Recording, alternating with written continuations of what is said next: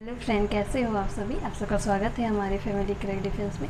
आज मैं आपको अपने बारे में बताने वाली हूँ कि मैंने कैसे इस एग्ज़ाम को मैंने पास किया और मैं अपना टाइम टेबल बताने वाली हूँ, क्योंकि आपका ढेर सारा क्वेश्चन था कि आपका टाइम टेबल बताएं, आप कैसे पढ़ते थे, इसके बारे में बताएं। और हाँ, आज मैं अपनी गलतियों के बारे में भी बताने वाली हूँ, ताकि आप उन गलतियों से आप भी सीख सको कि हमें क्या करना चाहिए और क्या नहीं करना चाहिए। चलिए स्टार्ट करते हैं। और जो मेरे चैनल में पहली बार आए हैं तो सब्सक्राइब ज़रूर कीजिएगा और लाइक भी ज़रूर कीजिएगा। चलिए स्टार्ट करते हैं। मैं आपको अपने बारे में बताती हूँ। जब एसएससी जीडी का फॉर्म आया था तब मैं ग्रेजुएशन कर रही थी, और इस एसएससी जीडी एग्ज़ाम से पहले मैंने 2 एग्ज़ाम दिए थे, और उसमें मैंने क्या गलती की थी मैं वो आपको बताने वाली हूँ। एक, आप गलती से सीखते हो, और दूसरा आप किसी और की गलती से सीखते हो। तो यहाँ मैं आपको अपनी गलतियाँ बताने वाली हूँ जिससे आप वो गलतियाँ ना करें। तो चलिए स्टार्ट करते हैं। सबसे पहले एक एग्ज़ाम था जिसमें मैंने उसका पहला स्टेज पार कर चुकी थी, लेकिन जो सेकेंड एग्ज़ाम था उसके सेकेंड एग्ज़ाम से पहले कुछ दिन पहले, मतलब 1 मंथ पहले उसका एग्ज़ाम का रिज़ल्ट आया था। सेकेंड एग्ज़ाम, जो फर्स्ट एग्ज़ाम का रिज़ल्ट था वो कुछ दिन पहले आया था, और मैं बहुत ज़्यादा हड़बड़ा गई थी कि अब मैं क्या करूं, क्योंकि सेकेंड एग्ज़ाम बहुत ही ज़्यादा फास्ट था। तो उसमें मैंने क्या किया था, मैं, जो आप लोग पूछते हो कि सब्जेक्टिव पढ़ना है कि ऑब्जेक्टिव पढ़ना है, और मैं उस टाइम पे मैंने क्या किया, मैं जीएस को लेके, जीएस जीके को लेके मैं सारे ऑब्जेक्टिव क्वेश्चन करने लगी। मैं सब्जेक्टिव पढ़ना ही छोड़ दी कि सब्जेक्टिव नहीं पढ़ते हैं, ऑब्जेक्टिव पढ़ते हैं। और ऑब्जेक्टिव पढ़ने के चलते ये हुआ कि मेरा क्लियर ही नहीं था।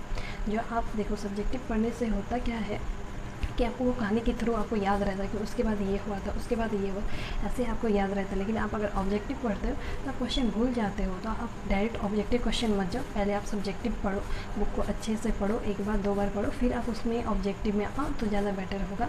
नेक्स्ट, वो मेरा सेकेंड एग्ज़ाम इसलिए मेरा क्लियर नहीं हुआ था। फर्स्ट एग्ज़ाम क्लियर हो चुका था, तो सेकेंड एग्ज़ाम क्लियर नहीं हुआ था। नेक्स्ट हम बात करते हैं। मैं आपको बताई थी कि मैंने आरपीएफ का फॉर्म डाला था। मैं आरपीएफ का एग्ज़ाम में मैं सिलेक्ट हो चुकी थी, मैंने इसका एग्ज़ाम मैंने पास कर चुकी थी। लेकिन जो उसका फिज़िकल एग्ज़ाम था उसमें मेरा नहीं हो पाया, इसलिए क्योंकि उसका भी रिज़ल्ट, जो फिज़िकल एग्ज़ाम था उसके 20 या 24 दिन पहले उसका रिज़ल्ट आया था, और उससे पहले मैं ग्राउंड नहीं जाती थी और ग्राउंड का मैं मुँह भी नहीं देखी थी। तो मैंने अचानक से ग्राउंड ज्वाइन किया, तो जिसके चलते मेरे दोनों पैरों में पेन हो चुका था।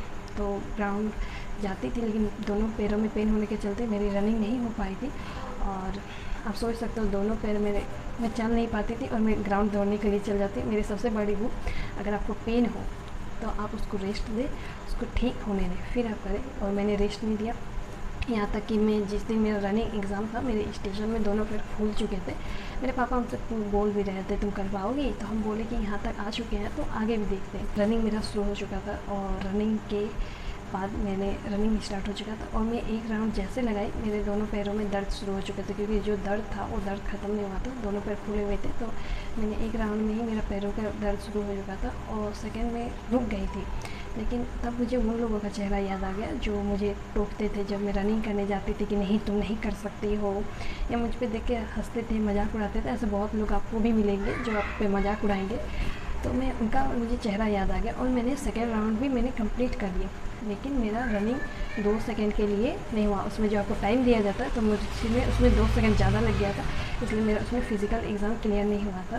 नेक्स्ट आया मेरा एसएससी जीडी का एग्ज़ाम।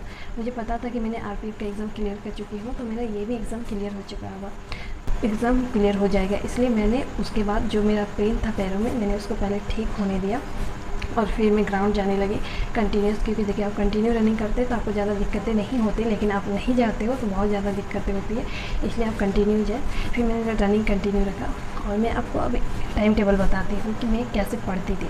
सबसे पहले मैंने आपको बताया था करंट अफेयर। मैं करंट अफेयर ज़्यादा नहीं करती थी, क्योंकि करंट अफेयर उतना याद रखना बहुत मुश्किल होता था। जो बहुत ज़्यादा इंपॉर्टेंट होते वो तो याद रह जाते थे, लेकिन जो डेली आते थे वो याद रखना मुश्किल होता था। तो इसलिए मैंने आपको बताया था कि मैं मंथली करंट अफेयर लिखती थी, और उस करंट अफेयर को मैं कैसे पढ़ती थी। जैसे पर मंथ में 80-90 क्वेश्चन होते हैं, तो जैसे मैं रात में सोने वाली हूँ, तो जैसे रात में सोने वाली तो करंट अफेयर 1 मंथ का मैंने पूरा पढ़ लिया।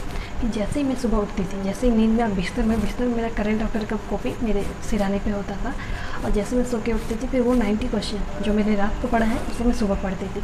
बस करंट अफेयर का मैंने बस इतना ही टाइम दिया, इससे ज़्यादा मैंने करंट अफेयर को टाइम नहीं दिया था। हर रात सोने के पहले और सुबह उठने से पहले मैं करंट अफेयर करती थी। उसके बाद मैं प्रीवियस ईयर लगाती थी। जब सुबह आप फ्रेश हो जाते हो तो मैं प्रीवियस ईयर लगाती थी।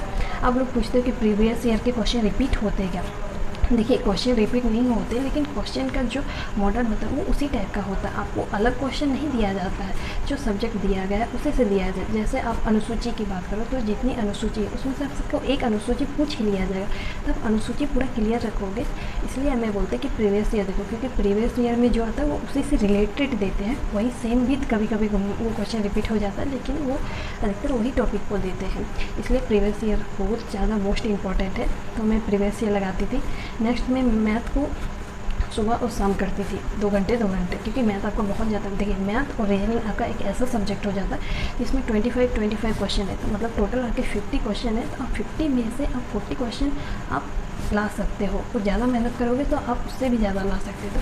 तो इसलिए मैं मैथ को ज़्यादा टाइम देती थी, क्योंकि रीजनिंग मेरा इजी था और मैथ भी इजी मेरा पड़ता था, लेकिन फिर भी मैं मैथ को ज़्यादा टाइम देती थी। देखिए मैथ में भी आपके क्वेश्चन रिपीट नहीं होते। मैथ में आपको क्या चेंज करेगा, जो आपका सिलेबस है आपको उसी से क्वेश्चन पूछेगा। जो क्वेश्चन होगा उसमें 5 की जगह 7 होगा, इसी टाइप से वो उससे क्वेश्चन बदलेगा। क्वेश्चन का मॉडल वो चेंज नहीं करता है, इसलिए प्रीवियस ईयर अच्छे से करें। तो मैथ को मैं सुबह 2 घंटे देती थी। सुबह में मैथ को 2 घंटे पढ़ती थी। जैसे मेरा जो चैप्टर है मैं उसे पहले पढ़ती थी कि ये, जैसे मैंने उसका पहला पढ़ा, उसके बाद मैं उसके फार्मूला पढ़ती थी, फिर उसके एग्जाम्पल बनाती थी। और जब मैं शाम को जब मैथ का, तब शाम को मैं मैथ का प्रैक्टिस करती थी। इस तरह होता था। फिर रीजनिंग में 1 घंटा देती थी, और जीएस के लिए मैं 1 घंटा देती थी, जो अदर सब्जेक्ट है, और साइंस के लिए अलग से 1 घंटा देती थी। इसी तरह टाइम मेरा बटा हुआ था। तो शाम में भी ऐसे में, शाम को मैं ज़्यादा बुक नहीं पढ़ती थी, शाम को मैं रिवीजन ज़्यादा करती थी और सेट लगाती थी। मैथ और सेट लगाती थी शाम का, बस ये रूटीन होता था। जितना मेरा रूटीन होता था सुबह पढ़ने का। देखो आप जब सुबह पढ़ते हो आप अच्छे से फ्रेश रहते हो, ज़्यादा आपके दिमाग में कोई प्रेशर नहीं होता, तब कुछ भी पढ़ते हो तो वो आपको अच्छे से आपको समझ में आता है। आप रात में प्रैक्टिस करो। हाँ, और एक बार जब आप पढ़ने, बहुत कोई होते हैं कि पूरा दिन सोते हैं और रात को पढ़ाई करते हैं, ये आप चेंज कर दो। इससे आपकी हेल्थ में भी आपका इफेक्ट पड़ता है। और आपका देखो जब एग्ज़ाम होता है हम लोग को बैठने का, लेकिन बहुत कोई लोग होते हैं जो नहीं बैठते हैं, वो 10 मिनट भी नहीं पढ़ने बैठ पाते हैं, क्योंकि उनका बैठने का आदत नहीं होता।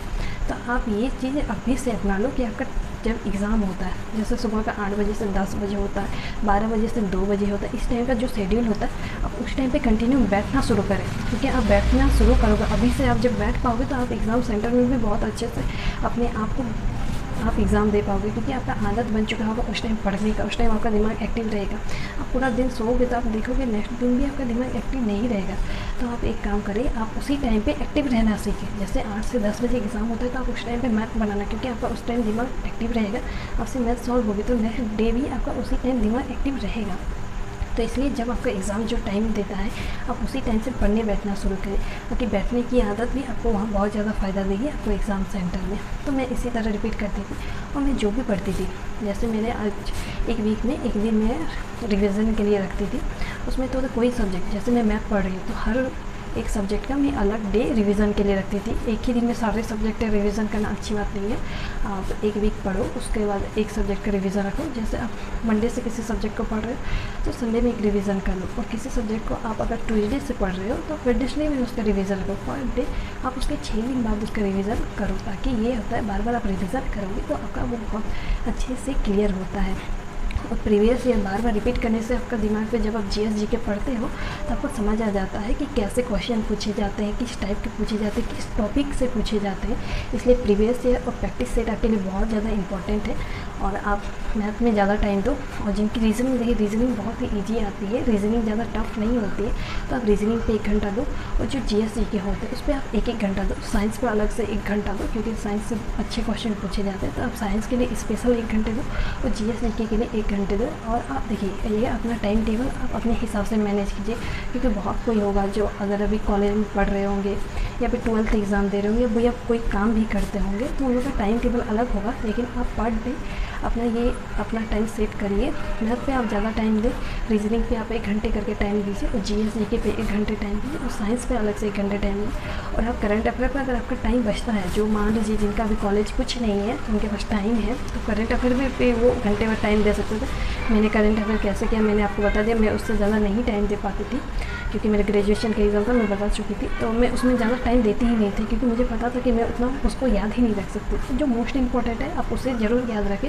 जैसे किसी अवार्ड दिया गया, कोई मैच हुआ तो उसमें कौन सा देश जीता, ये सब मोस्ट इंपॉर्टेंट हो जाता है, तो उसे तो याद रखना ही है। लेकिन जो डेली वाले हैं उसे आप रात में पढ़ो और सुबह पढ़ो। अब रोज़ जब पढ़ोगे ना तो आपको याद रह ही जाता है। तो मैंने इसी तरह अपना सारे सब्जेक्ट क्लियर करती थी और प्रैक्टिस मैं प्रैक्टिस सेट लगाती थी। तो इसी तरह आप जैसे करते जाओगे, आपके पास अभी बहुत टाइम है, आप धीरे धीरे करना शुरू करो। आप लोड अभी अपने आप को मत दो। जिन लोगों का स्टार्टिंग है, जो पहले से पढ़े बहुत अच्छी बात है, और जिन्होंने शुरू किया है वो ज़्यादा लोड मत ले, एक एक सब्जेक्ट लेके चले, टाइम दे। थोड़ी देखिए, आप दूसरी एक्टिविटी को आपको छोड़ना पड़ेगा। जब आप इस फील्ड पे आ रहे हो तो दूसरी एक्टिविटी को आप थोड़ा कम कर दें, सोशल मीडिया से थोड़ा कम हो जाए, तो आप अपना इस पे टाइम दीजिए। आप इस पे टाइम दोगे, ये आपको जॉब देगा। तो आप इस पे टाइम दीजिए, अच्छे से पढ़े, ध्यान से पढ़े। और वीडियो पसंद आए तो लाइक कीजिएगा, शेयर कीजिएगा, सब्सक्राइब कीजिएगा। Thank you. जय हिंद।